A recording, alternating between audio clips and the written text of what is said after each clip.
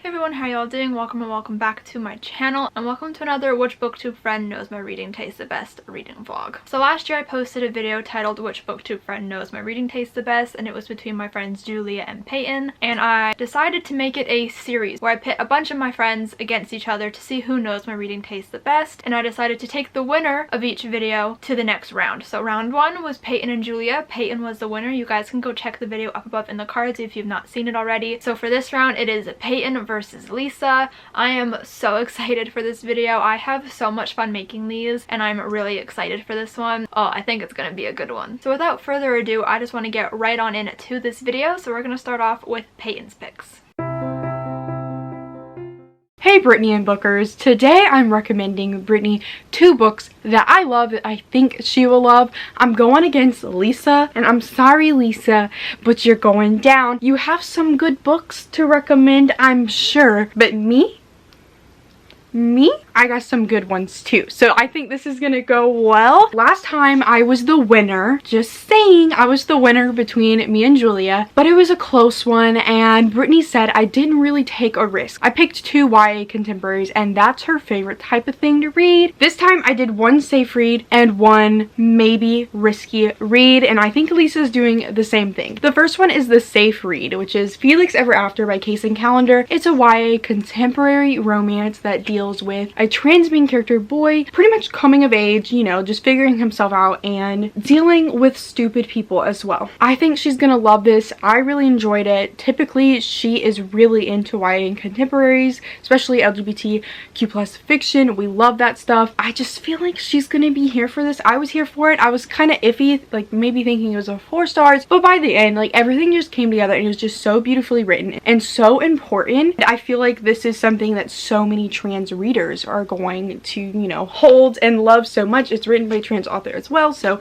it's definitely something that is just a staple and a need, and she's going to like it. I just know it. The risky one is Daughter of the Pirate King by Trisha Levenseller. Now this is risky because it's a YA fantasy book and she doesn't really easily fall in love with fantasy books. She has a hard time getting in the mood for them, but this one's short. It's pretty easy to get into in my opinion. I don't think it's a very complex fantasy book, but it's really fun. The main character is really like quirky and smart and like, I don't know, just sassy. I freaking love her. She's described as a Lady Jack Sparrow and I definitely agree with that. It's the start of a duology. They're both short. There's a romance that I think is really cute that I think she's going to be here for as well. It's a pirate book. Alosa, she is the daughter of the Pirate King and he told her that she needs to pretend to be a prisoner on an enemy ship, so she lets them capture her. She's going to be the prisoner. She's trying to find something on the ship. She's in a cell, but every night she gets out of the cell and they don't know about it, and she's looking for something that her father is wanting that is apparently on the ship, and the person who questions her might have a little bit of romance with her. He is like the brother of the captain of the ship. The second one is even better because, you know, she's a badass character, but she's having to really hold back because, you know, she's pretending to be like a woe is me like little prisoner. But in the second one, like, she gets to kill everybody and just do her thing, and I live for it. So I really hope she likes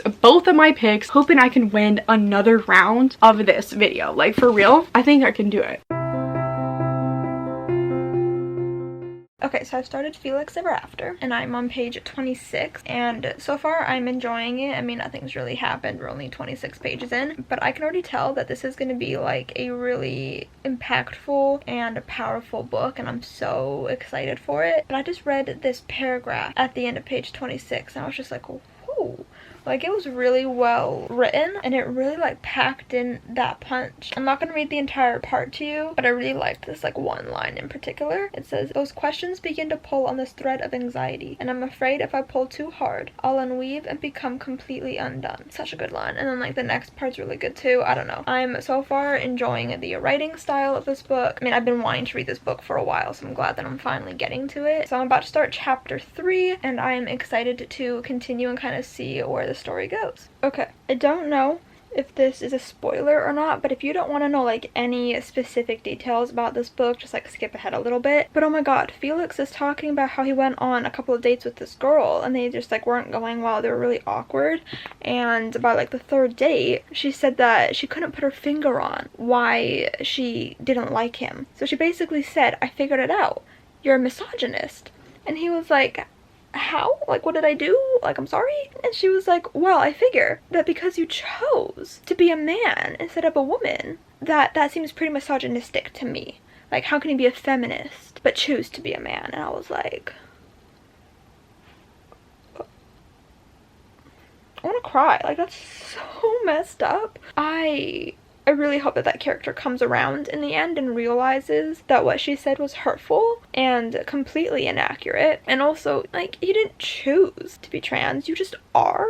And I just, oh. And then Felix just, like, says that she basically confirmed his fear that he's, like, unworthy of love. And I'm just like, how dare this girl just come in there and, like, say these rude things and, like, damage my poor baby. Like, oh, I'm only on page 30, but, like, I feel so much for Felix already. I love him so much, and I'm just really mad that people are treating him like this. And his dad is not that great either, but I am expecting some growth for the dad, hopefully. But I'm just like, oh. Literally on the next page. Literally the next page, we get to the part that, like, kind of starts off the entire book. Like, in the description it talks about, like, someone blackmailing Felix, I think, or just, like, attacking him, basically, with showing old pictures of him pre-transition and then also sharing his dead name. And we just got to that part. I was not expecting it to be on the next page, and I just, like, my jaw just dropped. I was like, even though you know it's coming because it's literally in the description, I was still like, no, no, no. Like, that is just, oh. You know, and we know who it is. I haven't even gotten to that part yet, but, like, we know who it is. And I'm just, ooh, this book is gonna make me angry. Also, I just want to make a note that there have been quite a few Harry Potter references in this book. I don't remember if Case and Calendar, like, talked about it at all after, like, J.K. Rowling's controversy last year, but there are Harry Potter references. And so if you're sensitive to that, be wary of that going into this book. There haven't been, like, too many so far, but they're definitely there. But I don't want that to necessarily deter anyone away from reading this book, since I do think it is an important read, and especially for trans people, I think that this book is very powerful and will give them something to connect to. So I just thought I'd throw that out there to let you know, so that you're wary of it if that is something that you don't like reading about. But hopefully it won't deter you from actually reading the book, because I do think it is an important one to read. Okay, so I'm on page 142 of Felix Ever After now. So you know how, like, in one of the last clips I said, oh, we totally know who put up those pictures of Felix. I don't know why I thought, like, I don't know why I was so confident that I knew, because who I thought was way too obvious. You know, like, of course it wouldn't actually be them, because that's just too easy. So I do have sort of an idea of who it could be, but I'm gonna keep it in there because I don't want to say it and be wrong, and obviously I'm trying not to spoil this book for you guys. But I have an idea of who it is.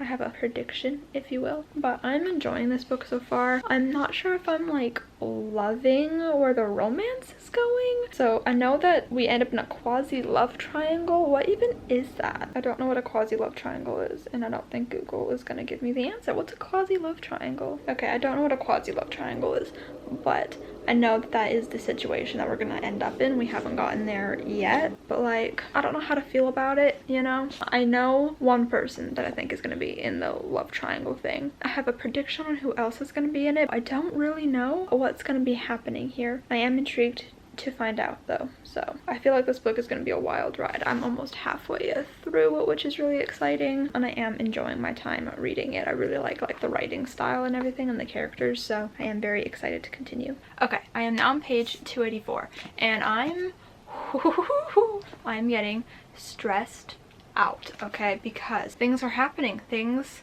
are going down. I'm almost done the book, okay, and things are happening. I am stressed for Felix. I want everything to be okay for him. I'm also so proud of something that he just did. Like, oh baby. And I keep going back and forth on who I think showed the pre-transition photos of Felix, and I don't know. Like, at first I thought it was, like, the obvious person, and then I was like, no, too obvious, obviously not them. So then I thought it was somebody else. But now I'm second guessing that as well. So then I went back to the original person for, like, a hot second. Now I'm like, no.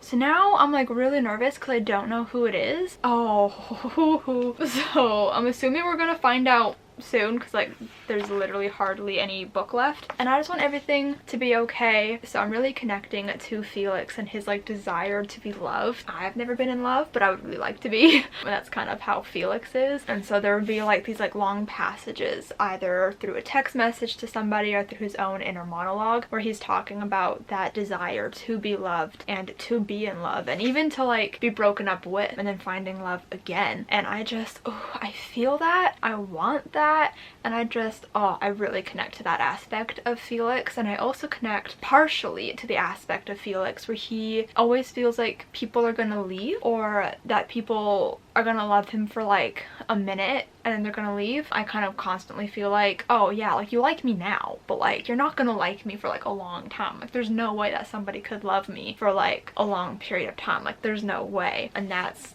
kind of the vibes I'm getting from him, and that's kind of what he's talking about. So whew, we're feeling lots of things right now, but I'm so proud of Felix for the things that he's doing and the realizations that he's having, and I can't wait to see what happens with the rest of the book and how everything kind of wraps up. Peyton said that this was like a 4-star until she got to the ending, and I don't remember if she did give it a 5 stars or not, but I know that she like became really in love with it by like the end of the book. So I'm really hoping that I feel the same way. I mean, I don't do star ratings anymore, but I'm really enjoying this, and I haven't been reading that much recently. Like I have been, but not like for long periods of time. Like I'll read like a few pages and then I'll go on my phone and go on TikTok or something. But I've been reading this almost all day. Like I only stopped to eat lunch and watch a little bit of YouTube, but like besides that, I've been reading this all day, and I'm definitely going to be finishing it right now. Oh, I am so excited.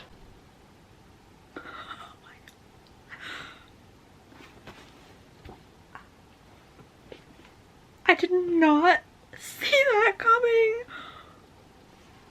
I'm so pissed and like confused and like, oh, I did not see that coming. Oh no. Holy shit. Holy crap. I just finished Felix Ever After and I really enjoyed it. Oh my goodness. I'm so happy that I finally read this book. I've been pushing it off for so long for no particular reason, but I am just so happy that I finally read it and that I did really enjoy it. That ending was so beautiful. Like I'm obsessed with it. I love when books have good endings like this that just give you all like the warm like happy feelings, and like everything just comes together and like you're just like so proud and happy for the main character by the end. Like I am so proud of Felix and where he is at the end of the book, and oh, I just love him so much. I just love his character. I also really love Ezra. He was just so sweet and like protective of Felix. I really enjoyed his character as well. And Leah, I really enjoyed Leah. I don't know, I feel like this book was just so beautiful, and I loved it so much. Like I feel like I've already said everything that I kind of need to say about it, but I really enjoyed this book. Like I really loved it, and I recommend everybody read it honestly because it was just so beautiful. Like the writing was gorgeous, the characters were great, there were so many great conversations and things in this book. Like, oh, I really enjoyed it, if you cannot tell. And I'm so happy that I read it. I'm so happy that I finished it, and it just, oh, it's beautiful.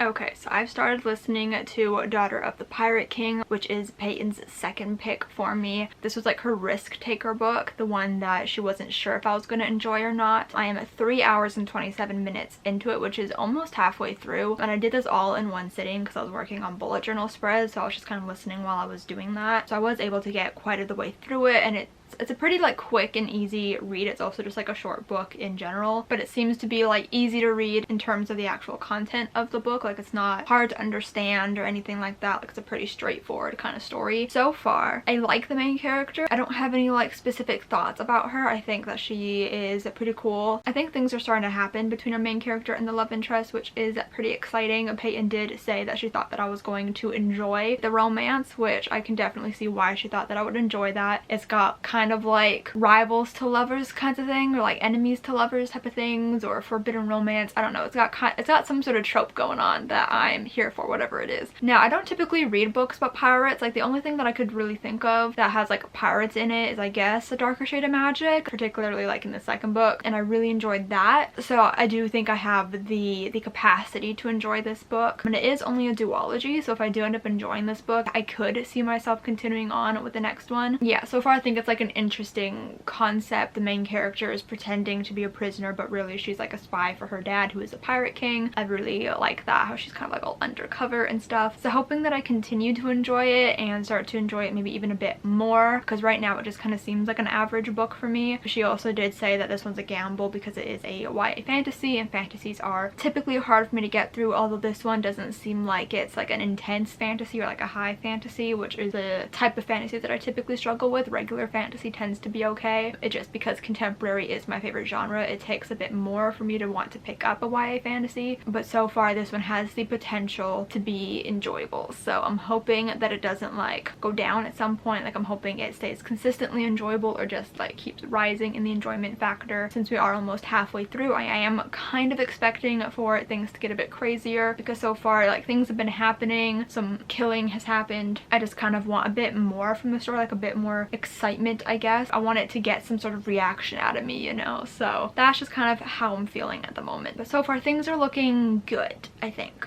Sometimes it's hard for me to gather how I feel about an audiobook because they go so quickly and I'm just kind of sitting here along for the ride, not really thinking about how I feel about it along the way. So sometimes it's hard for me to gather my thoughts about something when I'm listening to it, but hopefully I can figure out if I'm actually enjoying this or not, because right now I think that I am, but I'm also not like overly thrilled about it. I am glad that I picked it up on audio though, because I feel like I will enjoy it more as an audiobook than as a physical book, and so far I don't mind the narrator, so I am intrigued to continue, and hopefully things get really exciting soon, because I think the story needs like a quick like pick me up, more faster pace, I guess. I don't know. So update, I have finished Daughter of the Pirate King by Trisha Levenseller. This was such an easy and like quick listen. There's just something about it that was just easy to just sit there and listen to it for hours and like feel like no time had passed. It's a really easily digestible story, which I appreciate. Things happened that for some reason I didn't clue into, even though like you can tell just like from looking at the sequel what happens in the first one. But I actually enjoyed this book. I wasn't really thinking I was going to enjoy it. I mean, I didn't go into it thinking I wouldn't enjoy it, but I just didn't think I was going to actually enjoy this book.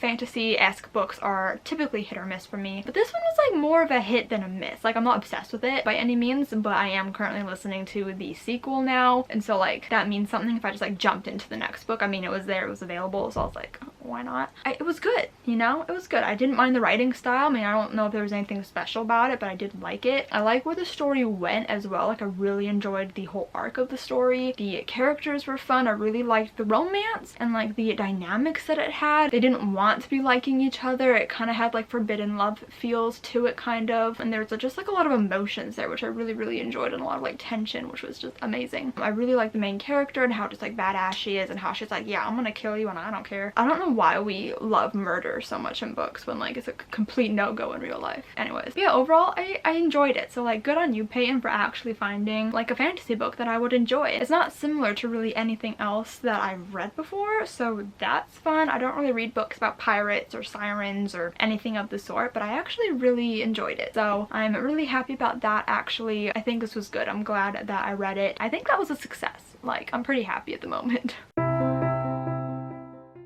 Hello people and viewers and friends of Brittany's channel.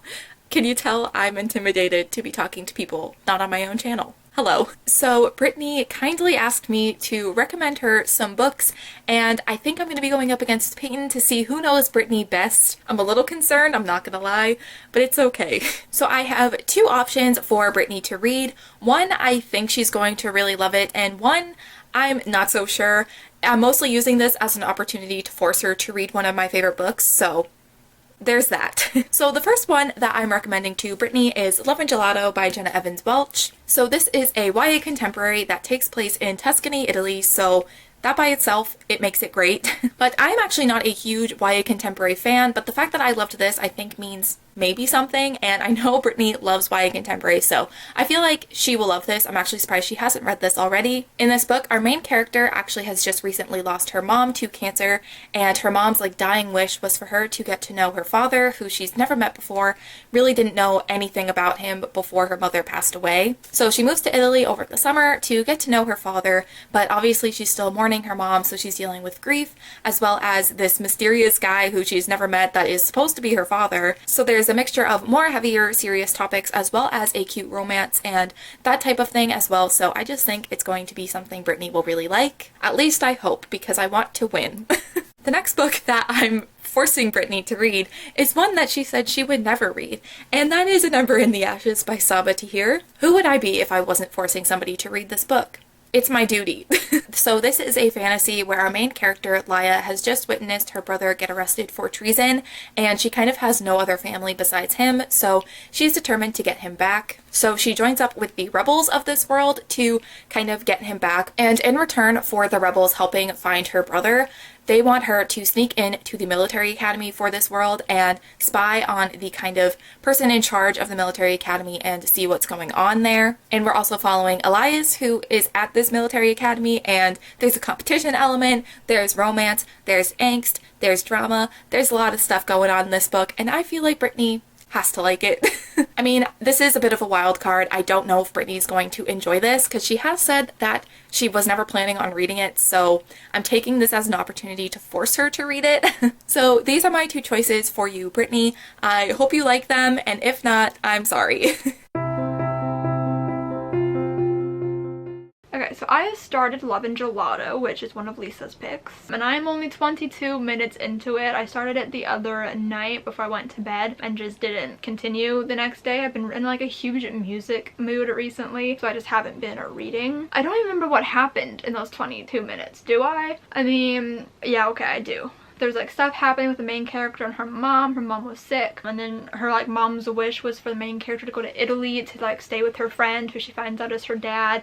I don't think that's a spoiler. I'm pretty sure it's in the description. And yeah, that's all that's happened. She's met her dad and she's in Italy. So I don't really know what else to say. I don't really have that many like feelings yet. I think I liked the narrator. I don't really remember. Like I said, it's like a couple days ago, but I am hoping to listen to more of it today. I do have some thumbnails to make, so I'm hoping while I make the thumbnails I can listen to this. But yeah, I'm feeling good about it. Like I feel like it's gonna be good. I'm hoping. I feel like if I'm to like one of the books Lisa recommended, this one's the most likely of the two, but we're just gonna have to see, I suppose. So it's been quite a while since I've updated you on anything, but I am now 4 hours and 13 minutes into Lovin Gelato, leaving me 4 hours and 3 minutes left, so I'm basically halfway through this audiobook. I don't know how I'm feeling about it. Like, on one hand, I'm like intrigued by the romance, and there's this whole thing going on with the main character's mother's journal that she's reading about the romance between her mom and her dad, and that's kind of like intriguing to like see where it's gonna go and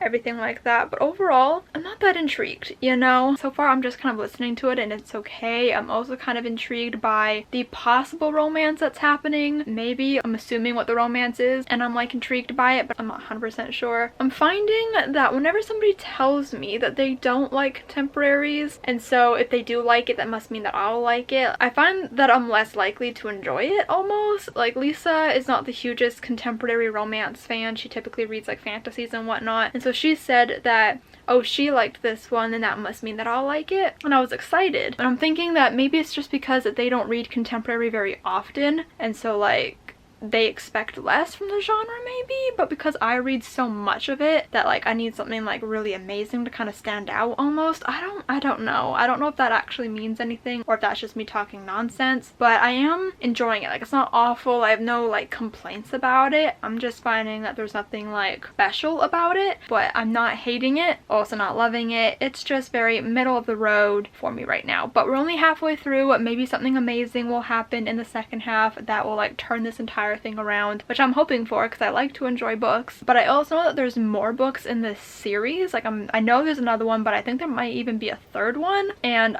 at this current point I do not see myself wanting to continue, so I don't know. Okay, so I've been listening to Lovin Gelato. I am now 6 hours and 43 minutes into it, meaning I only have about an hour and a half left of listening to do, and I'm enjoying this book. It's not like an amazing book so far. It's not gonna be a favorite. I don't know if I'm gonna read the like sequel books, but it is like decent enough to where like I'm having a good time listening to it, and I am really intrigued by what's going on. There's like a slight mystery aspect, I guess, and we're like figuring it out and getting all this information, and I'm really liking getting all this information and kind of finding things out along with our main characters, and I'm like liking the idea of the romance so far. Nothing nothing really has happened between them, but I'm assuming it's going to be a romance. And because this is a series, I don't know exactly what's going to happen in this book. I don't know if it's going to like wrap up nicely or like what's going to happen. I don't know if this was always meant to be a series, so I have no idea how this book is going to end and what's going to happen in the next hour and a half, but I am very intrigued to continue. I don't have any like specific thoughts or feelings about the characters themselves. They're just kind of average, I suppose, but I think I am liking the love interest. He's pretty cute. I am enjoying it, which is good, so that does go in Lisa's favor, but it's just not something that I'm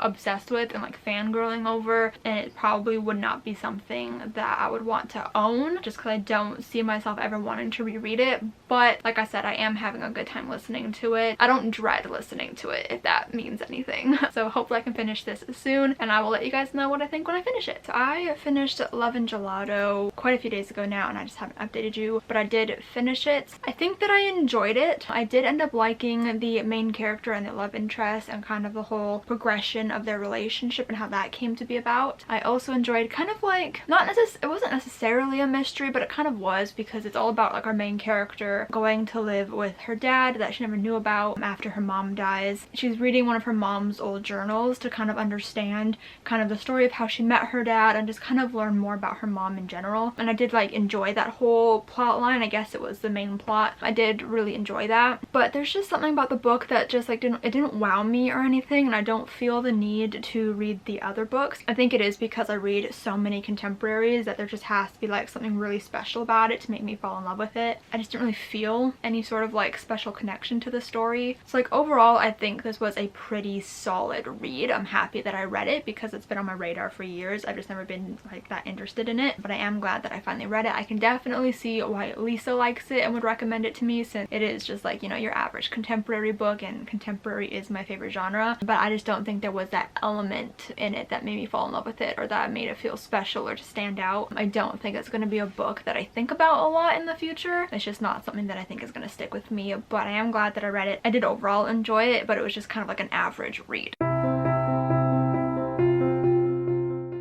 Okay, so I have started an Ember in the Ashes by Sapa Tahir. I'm listening to the audiobook and I'm 2 hours and 6 minutes into it. So we're not that far into the book considering there's like 13.5 hours left. And I don't really have any opinions so far. Like Lisa said in her clip, I had no intentions of reading this book. It just never seemed like something I was that interested in. It does kind of remind me of Star Wars a little bit with like the Empire and like whatever. And I think I have heard some people kind of compare it to Star Wars, and I'm just really not a Star Wars person. So already, like, I don't know. I just feel like there's a lot of things in this book that are just not really my jam. So I am a little nervous going into this one because I did say I was never going to read it. I mean, like I said, we're not really that far into the story yet. We're literally only just at the beginning.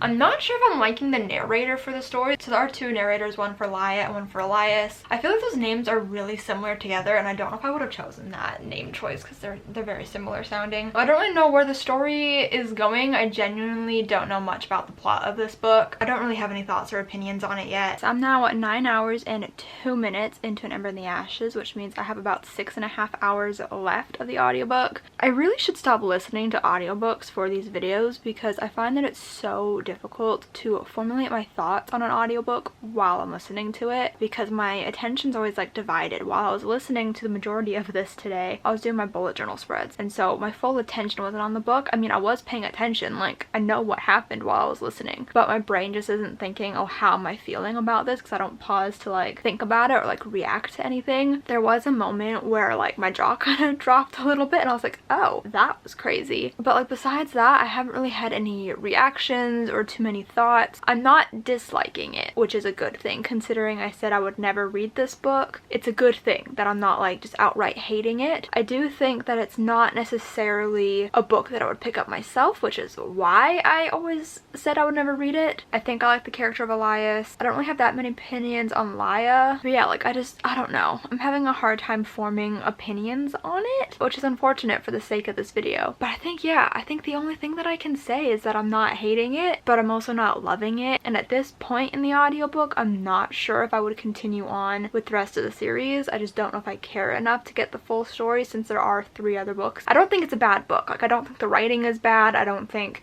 anything about this book is like objectively bad. I just don't think it's the story for me. So I am now almost 9.5 hours into An Ember in the Ashes. So I have 6 hours and 5 minutes left. So there was a moment that happened the last time I was listening between the like 2 main characters, and I actually like quite liked it, and I was like, oh, like I'm kind of intrigued and interested to see how this progresses and where this goes. Obviously there's 3 more books in the series, and so I'm assuming it's going to be like a slow developing thing across the series. I'm not sure, but I am kind of interested to see how it's going to develop further in the book. And things are pretty tense right now in the story.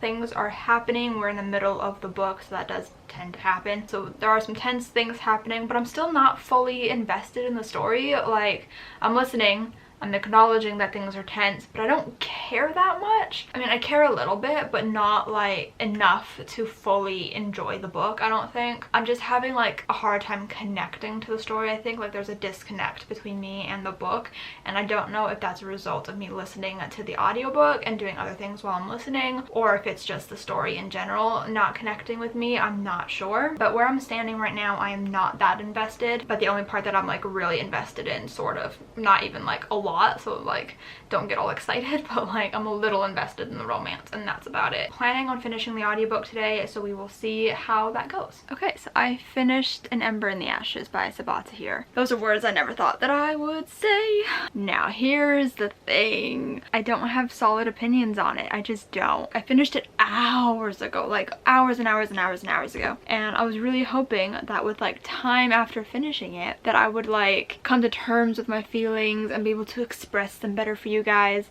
but I'm just not good at that. So here I am, not knowing what to tell you guys. If I'm being honest, I don't fully remember how the book ended.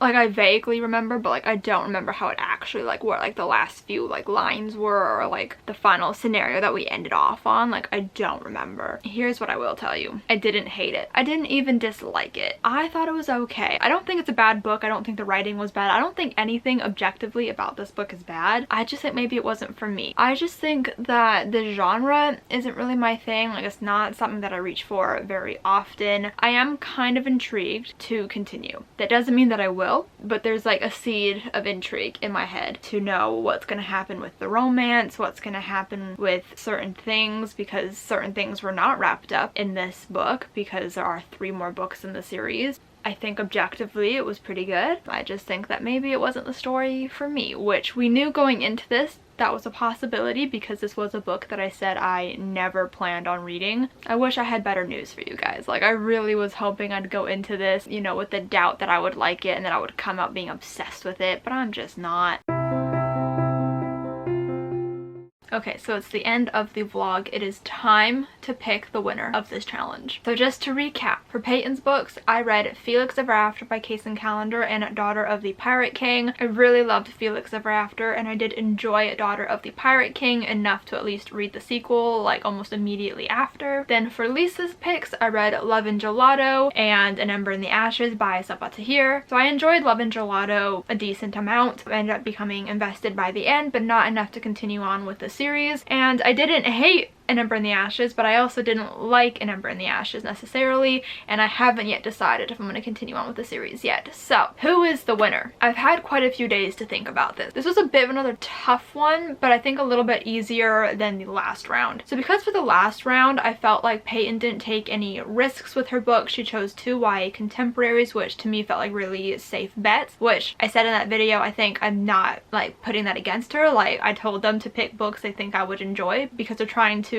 test that they know my reading taste. But for this round, Peyton took that the feedback to heart, I guess, and decided to take a risk with Daughter of the Pirate King. And I mean, it could have gone a lot worse. I like Daughter of the Pirate King. It wasn't a favorite. I don't think I'm ever gonna buy the book to own. I don't think I'm ever gonna reread it, but I did enjoy listening to it. I enjoyed the audiobook, and I obviously read the sequel, so I liked it enough to immediately continue. I liked the characters. I think I liked the romance. If I remember correctly, I did read that one quite a while ago now, and I really loved Felix Ever After. I feel like Peyton did choose pretty well. Then we have Lisa, and Lisa really did take a gamble, and you know, An Ember in the Ashes is one of her favorite books, but it was one that I said I would never read. So she knew that going into it. She knew she was taking a gamble, and I don't think it really worked in her favor, which, I mean, fair. I honestly didn't think I was going to enjoy An Ember in the Ashes. She was hopeful, I think, that I would enjoy it, and I did like Lovin Gelato enough. I ended up becoming invested in it by the end, but I feel like it was like a slow track to get there. I feel like you can already see where I'm going with this, but I think the winner of this video has to be Peyton. Like, I just feel like it has to be Peyton because I did enjoy both of her books, whereas with Lisa, I really only semi-enjoyed one of them. But overall, like, I didn't hate a book. Like, with both of these videos so far, I have not outright hated a book, and so I feel like that goes in their favors, you know, like picking books that I don't hate. So Peyton is the winner of this video, which means in the next video, I'm going to be pitting her against another one of my friends, and I'm very excited for it. So thank you so much for watching this video. I hope you guys enjoyed it. Give it a huge thumbs up if you did enjoy it. Subscribe if you've not yet already, and I'll see you guys next time. Bye!